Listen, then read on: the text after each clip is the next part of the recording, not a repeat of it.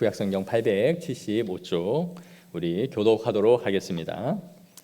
온 땅이여 여호와께 즐거운 찬송을 부를지어다. 기쁨으로 여호와를 섬기며 노래하면서 그의 앞에 나아갈지어다.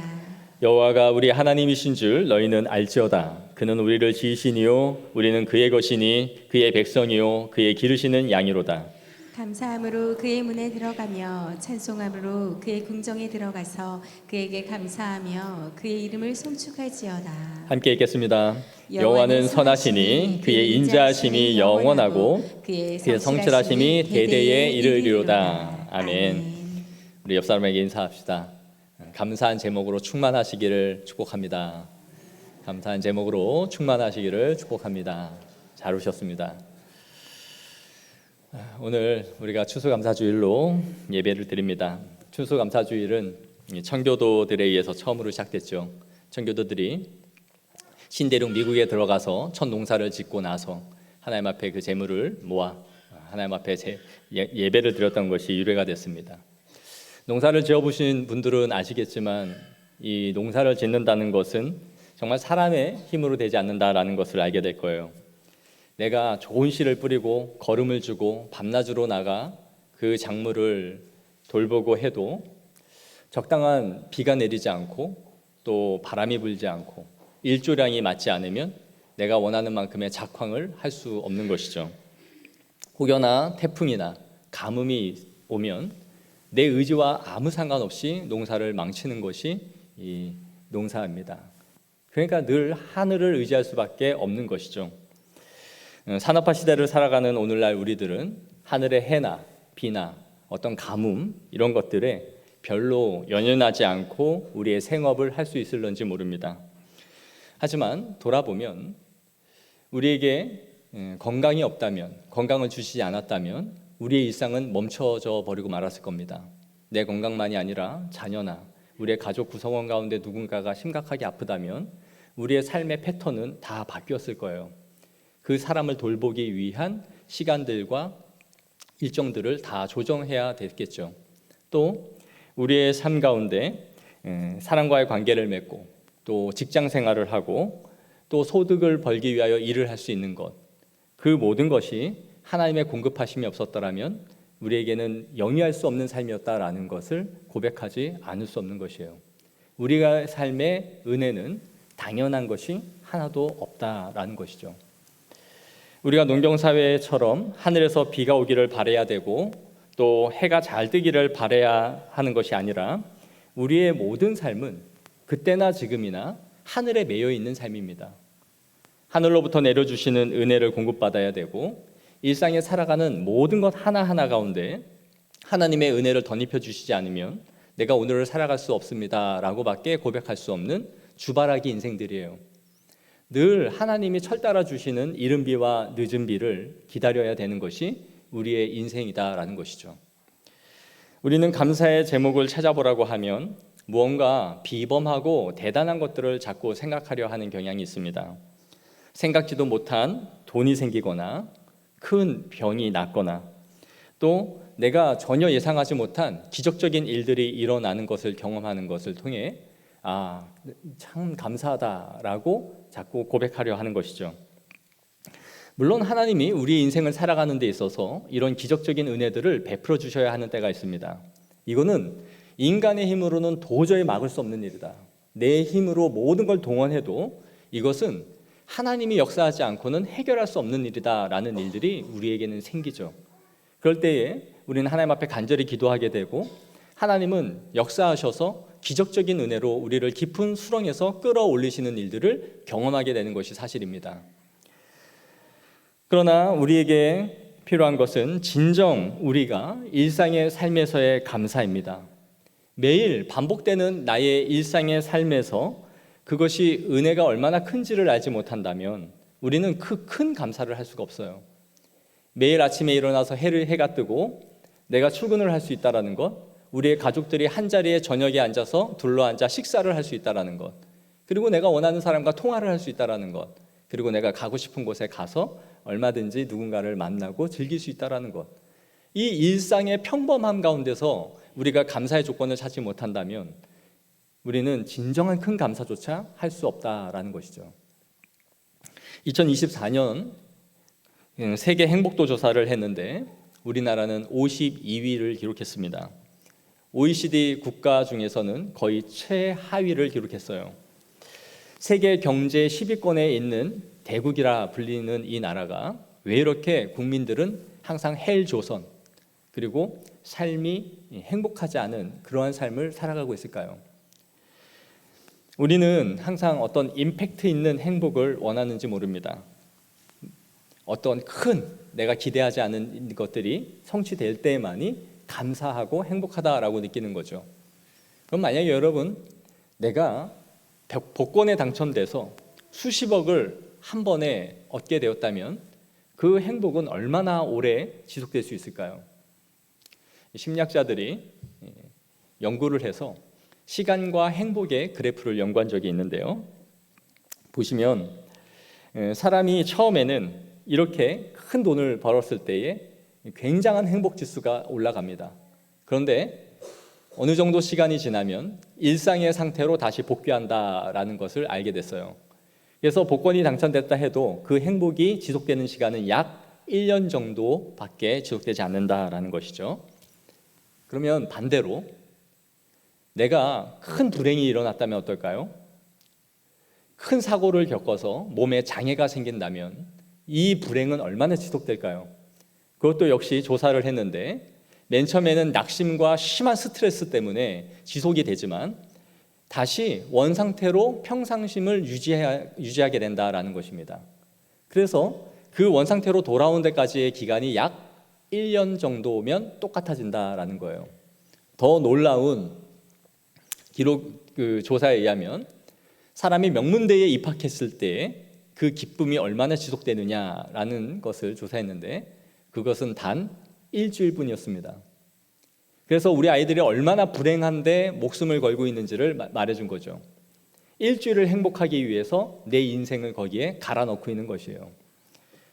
이것을 볼 때에 우리는 임팩트 있는 행복을 경험하든지 반대로 내 삶에서 엄청난 큰 불행을 경험하든지 그 지속되는 시간은 1년 정도 지나면 모두 다 똑같은 상태로 되돌아간다라는 것을 알게 되는 것이죠.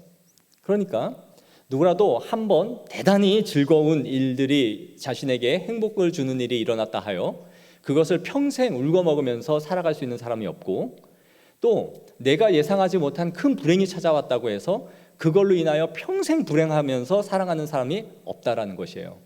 결국 사람의 마음은 시간이 지남에 따라 다시 정상 상태로 회귀할 수밖에 없다라는 것이 이 조사에서 연구에서 밝혀진 것이죠. 캘리포니아 대학의 뉴본 머스키 교수는 그래서 이렇게 말했습니다. 행복은 추구하는 것이 아니라 연습하는 것입니다. 나는 행복한 사람이 될 거야. 난 행복해질 거야. 라고 하면서 인생의 목표를 행복이라는 것에 두고 추구하는 것이 아니라는 거예요. 행복한다는 것은 연습에서 나온다라는 것이었습니다. 저는 이것을 성경과 우리가 맞다 생각해 보면 경건을 연습하라라고 했지 않습니까? 그런 의미에서 감사는 연습입니다. 행복한 삶을 추구하는 것은 어떠한 사건에서 있는 것이 아니라 연습에서 나온다라는 거예요. 그러면서 이 교수는 이렇게 말했어요. 일상의 말과 친절한 태도, 무엇보다 누구를 향한 용서가 진정한 행복을 준다라는 거예요. 이 용서라는 것, 그리고 누군가에게 친절을 베푸는 것이라는 것은 인간이 행복한 지수 중에 가장 기쁨을 주는 것이 바로 이러한 삶에 있다. 즉 일상에서의 연습을 통해 감사와 행복을 찾아가지 않는다면 인생은 늘 불행하다라는 것이죠. 그래서 감사는 행복을 주는 가장 큰 원동력입니다. 여러분 주변에 보시면 불행한 사람들의 가장 큰 특징이 뭡니까? 감사를 먼저 잃어버린다라는 거예요. 감사가 상실하고 불평과 원망이 입에 담기기 시작하면서 사람은 불행해지는 것입니다.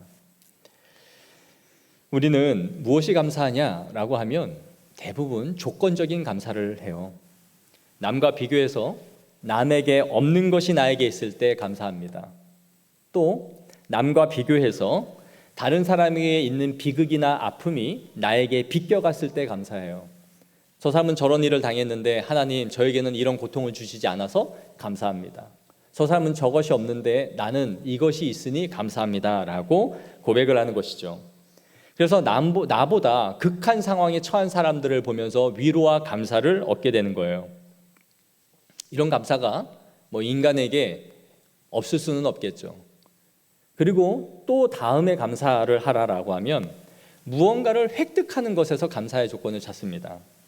이건 역시 조건적 감사죠. 내가 무엇 때문에 감사하다라는 거예요. 승진을 해서 감사하고 누군가 비교해서 또 무언가를 얻었을 때에 그것에 대해서 감사를 하는 것이죠. 그런데 이러한 감사들은 모두 낮은 차원의 감사들입니다.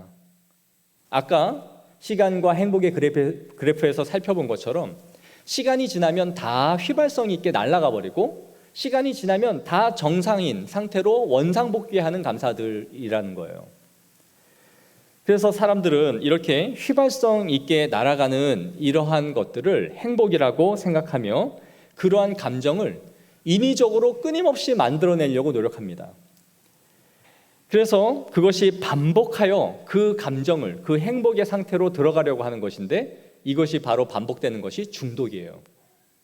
나 스스로에게 그것을 반복함으로써 도파민을 만들어내고 그 감정이 행복이다라고 스스로 착각하는 것이죠. 그래서 그 행복한 감정을 만들어내려고 그 일들을 반복함으로써 그것이 중독이 되는 것이죠. 그러면서 자신은 행복하다라고 착각하는 거예요. 그러나 이러한 유의 행복은 다 가짜입니다. 휘발성이고 다 사라져서 나중에는 똑같은 상태로 만들어버리는 것이죠. 그런데 이 세상은 모두 다 이러한 행복과 이러한 감사를 추구하고 있다는 거예요. 소득이나 일이 잘 풀리고 잘 해결되어지는 것, 자신의 성공으로 감사의 조건들을 끊임없이 찾아 나가는 거죠. 그러나 우리의 삶의 문제들을 한번 생각해 보십시오. 이 하나의 문제가 해결되면 그 이후에 문제가 생기지 않습니까? 아니에요. 하나의 문제를 해결하면 또 다음 문제가 찾아오죠. 이 문제가 지나가고 나면 다음 문제가 우리에게 봉착하게 됩니다. 올해 건강검진을 했더니 건강 상태가 아주 좋습니다 라고 의사 선생님이 말해줬어요. 기분이 좋죠. 그러나 그 건강이 다음 해에 다시 나빠질런지 우리는 알 수 없습니다. 나이가 들어감에 따라 노쇠함에 따라 건강이 안 좋아지고 아픈 곳이 많아지는 것은 당연한 거죠. 그냥 그 아픔이 좀 늦춰질 뿐이죠. 올해 불경기 때 내가 좀 사업이 더 잘 되고 일이 잘 폈다라고 하여 우리는 거기에 대해서 감사할 수 있죠. 그러나 그것이 지속되리라고는 보장할 수 없습니다. 다음에 찾아온 불황에 내가 또 한 사람의 피해자가 될 수 있다는 것을 우리는 생각할 수 있죠. 그래서 사람은 너무 행복하고 아무 일이 일어나면 그래서 불안해요. 왜요? 이것이 없어질까 봐. 이것이 사라질까 봐. 그래서 인간은 다시 불안해지죠. 그러니 불행할 때는 그 불행 때문에 괴롭고 행복할 때는 그 행복이 사라질 것이다라는 이 휘발성 있는 행복 때문에 불안한 것이 인간의 마음이에요. 감사를 할 수 없는 것이죠. 그러므로 이런 얕은 세상이 준 가짜의 감사가 아니라 진정한 감사는 근원적이고 영원한 것에서만 온다라는 것을 우리는 깨달아야 됩니다. 마르지 않는 것, 불변하는 것, 영원한 것, 거기에서만 진정한 감사를 할 수 있는 거예요. 무엇 때문에 감사의 조건이 나오는 것이 아니라 그럼에도 불구하고 감사할 수 있는 것, 그것이 영원한 것입니다. 그럼 그것이 어떤 것이 있을까요? 오늘 시편 기자의 말씀을 보겠습니다. 온 땅이여 여호와께 즐거운 찬송을 부를지어다. 기쁨으로 여호와를 섬기며 노래하면서 그의 앞에 나아갈지어다. 온 백성이 기쁨으로 찬양해야 할 이유와 근거가 어디 있습니까? 시인은 다음에 이렇게 말해요. 그는 우리를 지으시니요 우리는 그의 것이며 그의 백성이고 그는 우리를 기르시는 그가 우리를 기르시는 우리는 양이다라고 말하는 것이죠. 하나님은 당신의 목자이십니다. 그가 우리의 목자이시며 우리를 푸른 초장과 꿀로 인도하시는 영원한 목자 되시기에 우리는 그의 양으로서 항상 이끌림을 받고 있다라는 것을 고백하는 것이죠. 우리는 하나님의 지으심을 받은 자들이며 그의 백성이며 하나님은 우리의 아버지시오 우리를 입히시고 먹이시는 분이십니다. 여러분, 하나님의 백성이 된 것이 얼마나 큰 특권인지 아십니까? 내가 하나님의 자녀가 되었다라는 것이 얼마나 큰 감격인지를 우리는 인식하고 살아갑니까? 이것을 우리가 인식하지 못한다면 우리는 늘 얕고 낮은 차원에서의 감사에만 머물게 될 거예요. 남과 비교하고 무엇 때문에 무엇을 얻었기 때문에 어떤 피해와 어떤 고통이 나에게는 피해갔기 때문에로 점철되는 거죠. 그러나 우리가 아버지 되심이라는 것에 우리가 근원적이고 영원한 것에 집중한다면 이런 것들은 가변적이지 않습니다. 냉탕과 온탕을 오가면서 불변하는 것들, 불변하지 않는 영원한 감사가 이 안에 있는 것이죠. 내가 하나님께 지음을 받았다는 것, 그의 소유가 되었다는 것, 그가 나를 기르시고 입히시고 먹이신다는 것, 이것은 언약 안에서 절대로 불변하는 하나님과 우리와의 관계에 있는 것입니다. 생각해 보십시오. 인생을 살아가면서 돈이 없어서 괴롭고 슬픈 일이 참 많습니다.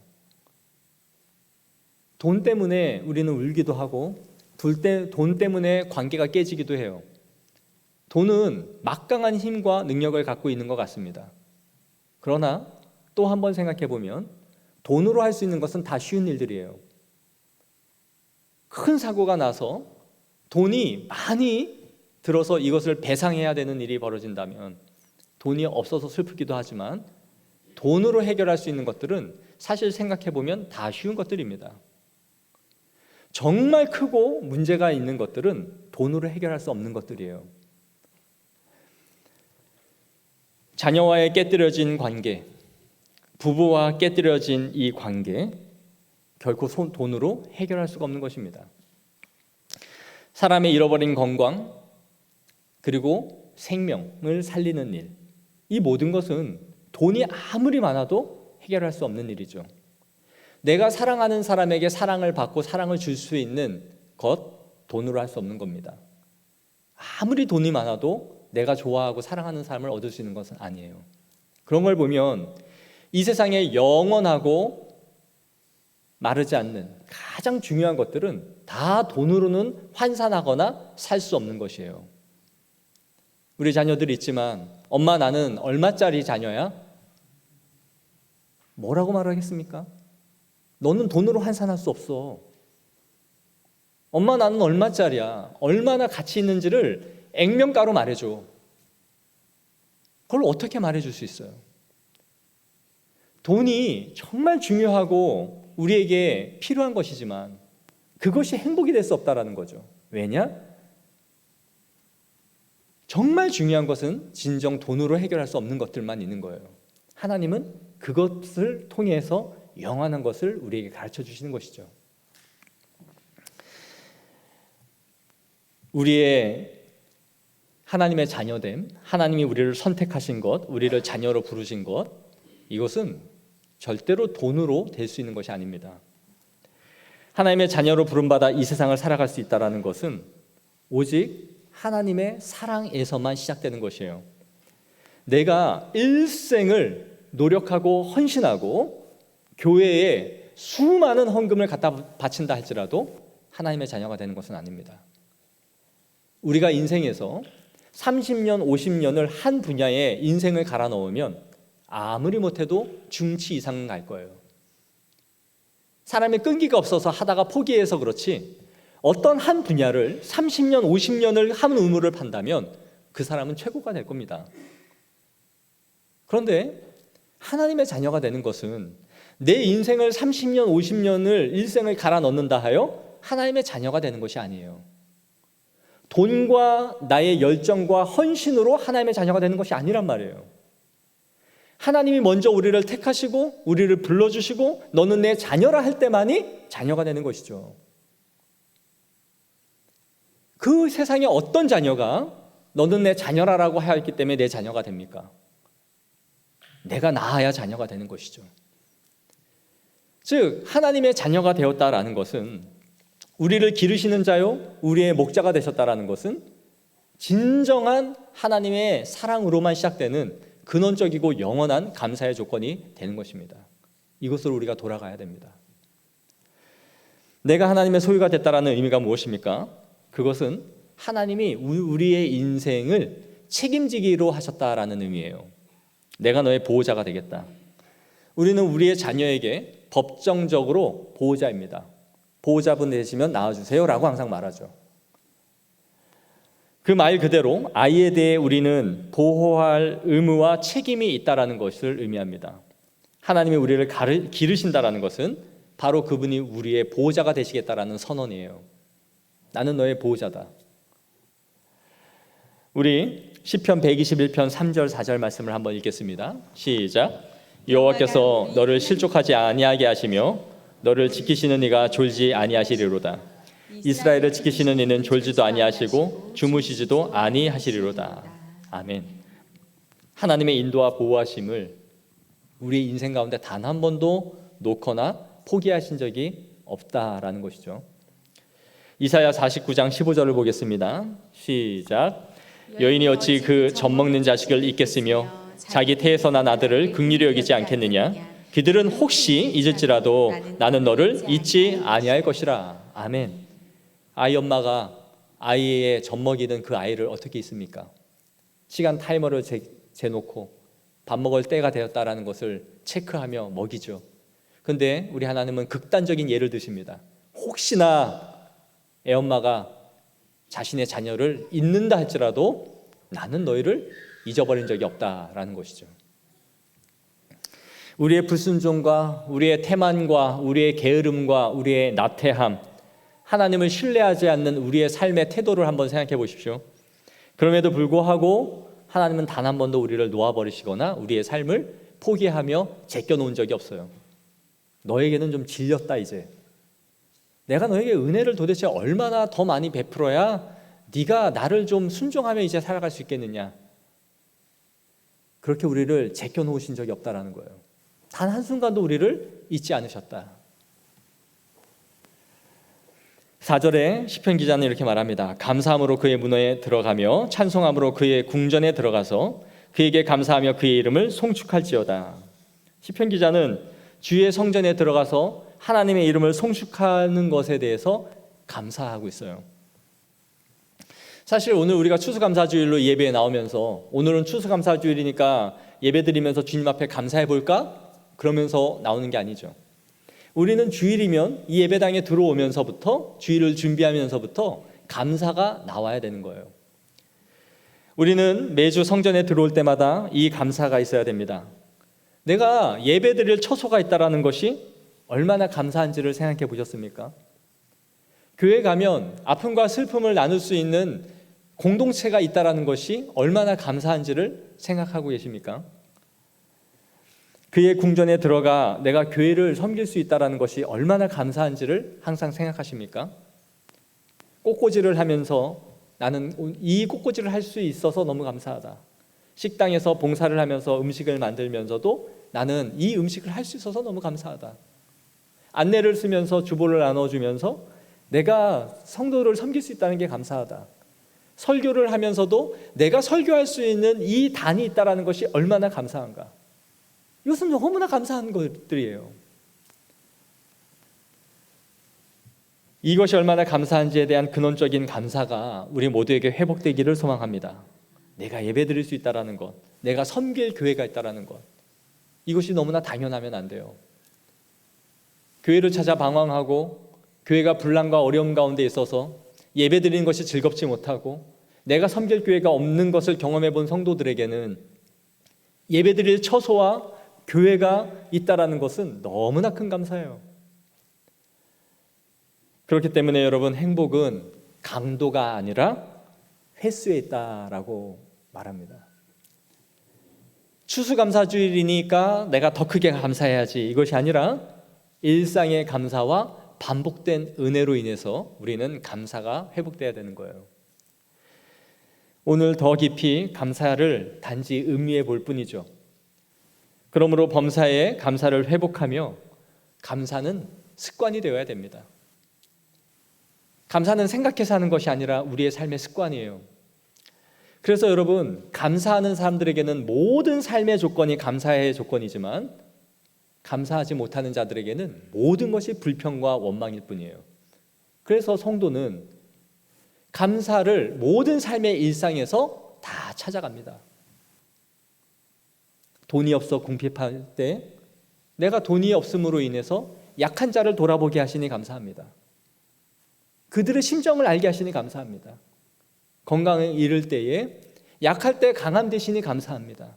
힘 있을 때는 내 힘과 내 자의로 모든 것을 할 수 있는 줄 알았는데 하나님, 내가 이걸 잃고 나 보니 하나님이 힘 주시는 만큼만 걸어가는 인생이네요.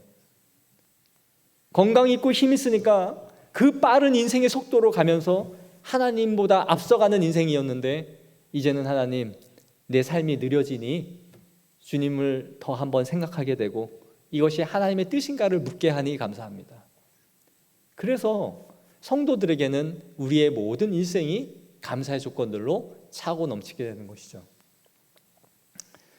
저는 우리에게 주신 감사의 열매 가운데 우리에게 가장 중요한 것이 있다면 올해 우리에게 주신 영혼의 결실이라 생각합니다.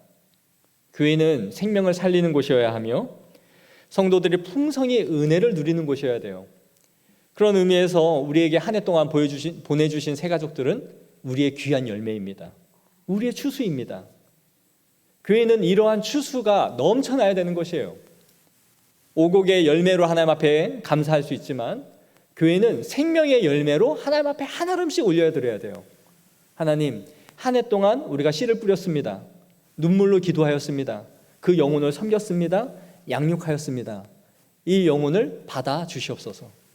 그리고 매년 세례자들이 넘쳐나야 되고 새 가족들이 넘쳐나야 됩니다. 그래서 하나님 앞에 한 알음씩 영혼의 이 결실을 주님 앞에 올려드리는 복된 교회가 되어지기를 소망합니다. 그것이 우리가 가야 되는 걸음이에요. 그래서 한 해를 돌아볼 때에 영혼이 살아나고 우리에게 주신 새 가족이 없다면 우리는 가슴 아파야 됩니다. 하나님, 영혼의 결실이 있는 교회로 날마다 추수의 감사 예배를 올려드리게 하여 주옵소서. 이제 추수감사주일이 되면 2025년 1월부터 11월까지 등록한 성도들이 특송을 하면 얼마나 좋을까? 그렇죠? 그 새 가족들이 하나님 앞에 나와 또 예배드리고 찬양 올려드리면 우리에게 주신 풍성한 영혼의 결실을 하나님 앞에 가지고 나아가는 은혜가 있으면 좋겠다는 생각이 들어요. 물론 우리 권사님들이 하시는 건 너무 은혜롭죠. 2번 하세요. 시편 5절에 마지막으로 여호와의 선하심을 찬양합니다. 그는 인자하시며 영원하시며 성실하심이 대대에 이르리로다. 우리 하나님은 즉흥적이지 아니하시며 충동적이지 아니하세요. 변덕이 없으십니다. 그분이 한번 말씀하신 바를 이루시는 분이시죠. 그분은 영원하다. 찬양에는 그래서 감사가 항상 동반돼요. 감사가 깔리지 않은 찬양은 없습니다. 감사가 있을 때 진정한 찬양이 나오는 것이죠. 그래서 하나님에 대해 감사하지 않는 영혼은 진정한 찬양을 할 수 없다는 의미예요. 모든 찬양은 그래서 그 안에 감사를 깔고 있는 것이에요. 미국 뉴욕의 작은 마을에 한 청교도 집안에 여자아이가 태어났는데 이 아이가 아파서 의사를 불렀는데 돌팔이 의사가 왔습니다. 그래서 아이를 잘못 진단하고 처방하여 생후 8주밖에 되지 않은 아이의 눈이 실명을 했어요. 이 아이를 낳은 당시에 엄마의 나이는 21살이었고 생계를 책임지기 위해서 아이는 자신의 어머니에게 맡겨둔 채 도시로 가서 남의 집 하녀로 일하기 시작했습니다. 이 아이는 어머니의 사랑도 받지 못한 채 그렇게 컸어요. 그리고 결혼을 하여 아이를 낳았는데 그 아이도 먼저 잃는 슬픔을 겪었습니다. 그리고 자신을 사랑했던 남편조차 먼저 자신을 두고 세상을 떠났어요. 하지만 이 여인은 그 상태로 있었던 것이 아니라 거리의 여자들과 술집과 뒷골목을 찾아다니면서 복음을 전하기 시작했습니다. 그리고 많은 사람들을 하나님께로 인도하였어요. 실명을 한 이 여인이었지만 어린아이처럼 기쁨에 차 있었고 자신의 삶을 슬퍼하거나 비관한 적이 단 한 번도 없었습니다. 이 아이가 자라서 페니 크로스비 여사가 되었어요. 우리는 이 여인이 한 번도 들어보지 못했을지 모르고 이름을 모를지 모르나 이 여인이 쓴 찬양은 너무나 잘 알고 있을 겁니다. 이 여인은 찬양의 시를 쓰기 시작했는데 예수를 나의 구주 삼고 기도하는 이 시간, 찬양하라 복되신 구세주 예수, 인애하신 구세주여, 찬송으로 보답할 수 없는 그 사랑, 오 놀라운 구세주 예수의 내주, 나의 영원하신 기업, 십자가로 가까이. 다 아는 찬양들이죠. 저도 늘 이 찬양을 부를 때마다 은혜를 받는 그런 찬양입니다. 태어난 지 8주 만에 눈을 잃어버리고, 그것도 의사의 한 사람의 실수로 인하여 자신의 눈을 실명하고, 한 여인이 살아가기에는 너무나 찬양하기에는 버거운 인생을 살았지만 이 여인은 일생을 살면서 1만 2천 곡의 작시를 했어요. 우리가 아는 찬양만 제가 불러드린 것이지 이 여인은 더 많은 찬양시를 지으면서 일생을 살아간 것입니다. 사랑하는 성도 여러분, 감사는 상황과 조건이 있지 않습니다. 진정으로 믿음의 선진들이 그것을 보여주었어요. 더 힘들고 더 열악하고 더 병세가 쇠약해져 가고 환경이 열악한 상황 가운데서도 감사를 잃지 않았던 것이죠. 우리가 진정으로 감사할 수 있는 것은 주님의 인자하심과 영원하심과 그분의 성실하심을 생각할 때에만이 근원적인 감사를 할 수 있는 것입니다. 나를 기르시는 분이시요 나를 먹이시고 입히시는 보호자 되신 그 하나님 앞에 근본적이고 영원한 감사를 우리가 찾아갈 때에만이 우리는 감사가 메마르지 않을 수 있는 거예요.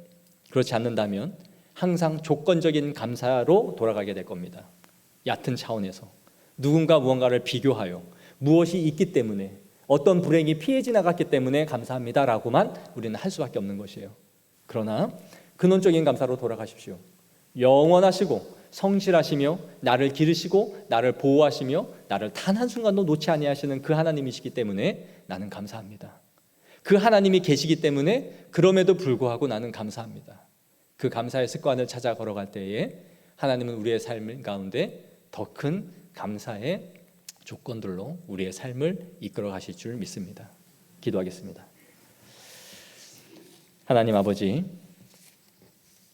우리가 늘 감사해야 된다는 것은 너무나 잘 알지만 항상 우리는 우리의 삶의 무게와 인생의 버거움으로 인하여 어떠한 문제가 해결되는 것과 어떠한 상황이 채워지는 것을 통해서만 하나님을 감사하는 습관이 몸에 배이지는 않았습니까? 아버지 하나님, 다시 근원적이고 영원하며 마르지 않는 그 감사의 조건으로 돌아가게 하여 주옵소서. 휘발성 있고 시간이 지나면 원상태로 되돌아가는 그 조건 안에서의 감사가 아니라 불변하며 마르지 않고 우리의 삶을 놓지 아니하시며 우리의 아버지 되시며 우리의 목자 되신 그분께서 적과 꿀이 흐르는 곳으로 항상 푸른 추장으로 우리를 이끌어 가실 것이라는 것을 기대하며 하나님을 바라볼 수 있는 복된 인생이 되게 하여 주옵소서. 건강하고 행복하면 이것이 언제 없어질지 모른다라는 불안감으로 또 살아가는 인생이 아니라 주님이 나를 지키시고 보호하시고 인도하시기에 이것은 영원하며 쇠하지 않는 것임을 고백하면서 날마다 기뻐하며 살아갈 수 있는 감사가 넘치는 성도들 될 수 있도록 우리를